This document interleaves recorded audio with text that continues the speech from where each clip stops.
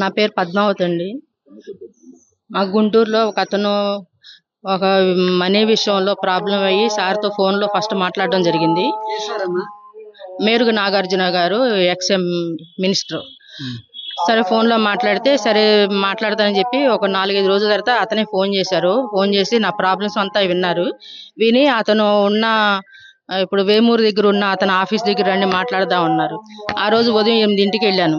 వెళ్తే ఈ గంటలో వస్తానని చెప్పి వెళ్ళి 2కి వచ్చారు. వచ్చి ఇప్పుడు టైం అయిపోయింది. నేను మళ్ళీ వచ్చి ఒక వారం రోజుల్లో కలిసి మాట్లాడతా అన్నారు. తర్వాత అతనే విజయవాడ వచ్చారు.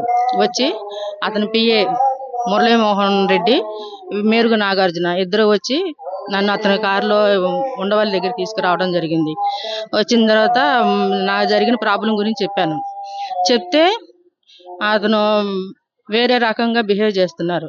అక్కడ నుండి బయటకు వద్దామని చూస్తే ఈ డ్రైవర్ పిఏ మురళీమోహన్ రెడ్డి బయట లాక్ పెట్టేసుకొని వెళ్ళిపోయాడు.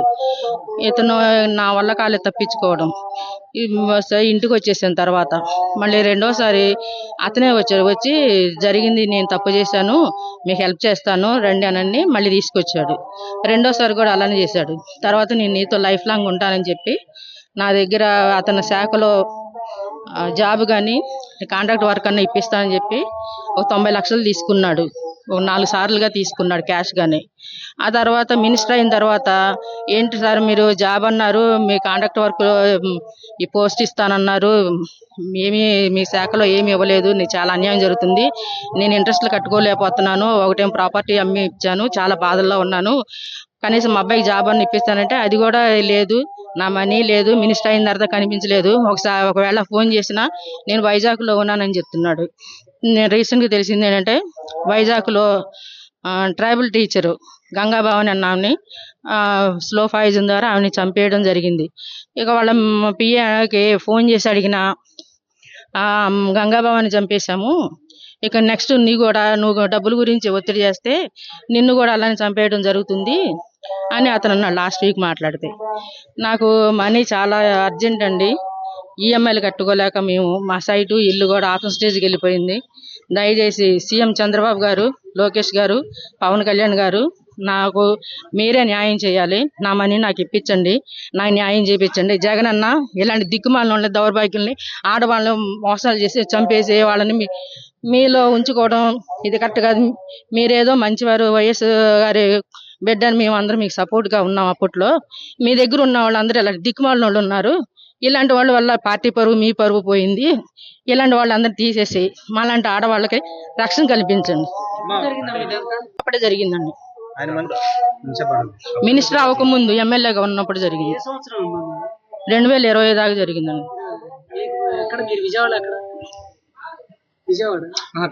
ఇస్తానని చెప్పాడు. తన శాఖలో జాబ్ గానీ కాంట్రాక్ట్ వర్క్ గానీ ఇస్తానని చెప్పి 90 లక్షలు తీసుకున్నాడు. ఆ 90 లక్షలు క్యాష్ గానే తీసుకున్నాడు అండి, చెక్కుగా అలా ఏం వద్దు, క్యాష్ గా ఇచ్చాయి అని తీసుకున్నారు. అతను తాడేపల్లిలో అతను రూమ్ ఉందండి, అక్కడికే తీసుకొచ్చి అక్కడే మాట్లాడి తీసుకునేవాడు. అంటే మీరు పోలీసులకు ఏం ఆధారాలు ఇచ్చారు? మీ దగ్గర ఉన్న ఆధారాలు ఏంటి, ఏం ఆధారాలు ఇచ్చారు పోలీసులు? నేను ప్రాపర్టీకి సంబంధించి నేను హౌస్ అమ్మాను, హౌసింగ్ లోన్ తీసుకున్నవి ఇవన్నీ తీసుకొచ్చి ఇచ్చాను, రాయడం జరిగింది. సారోళ్ళు అడిగినప్పుడు కూడా ఇవే చూపించాను. అంటే ఆయనకి ఇచ్చినట్టుగా ఏమన్నా పోలీసులు అడిగారు ఆధారాలు చూపించమని? ఆధారాలు అంటే క్యాష్ గా తీసుకున్న దానికి నేను ఆధారంగా చూపించలేనండి అన్న. వాళ్ళ పిఏ తీసుకొచ్చాడండి. పిఏ పేరు మురళీమోహన్ రెడ్డి. ఇప్పుడు గంగా భవాని అమ్మాయిని ఏదో స్లో పాయిజన్ చెప్పారు, అదేంటండి? నాలాగా మోసపోయిన ఒక బాధితురాలండి, tribal teacher Ganga Bhavani slow poison ద్వారా ఆయన చంపేసి కనీసం ఆమె చనిపోయిన తర్వాత పోస్ట్ మార్టం కూడా చేయకోకుండా ఈయన దగ్గర నుండి మేనేజ్ చేశాడు.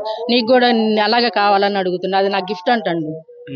నన్ను మీరు సీఎం గారు, పవన్ కళ్యాణ్ గారు, నారా లోకేష్ గారు మీరే నన్ను కాపాడాలి, నేను అప్పుల బాధలో ఉన్నాను, ఇతనికి డబ్బులు ఇచ్చేసి నా మనీ నాకు రిటర్న్ ఇప్పించండి.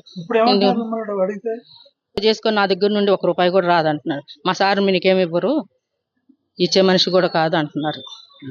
రీసెంట్ ఎప్పుడు మాట్లాడారా? ఈ మధ్యనే మాట్లాడారు. Phone ఎత్తట్లేదండి, phone ఎత్తట్లేదు,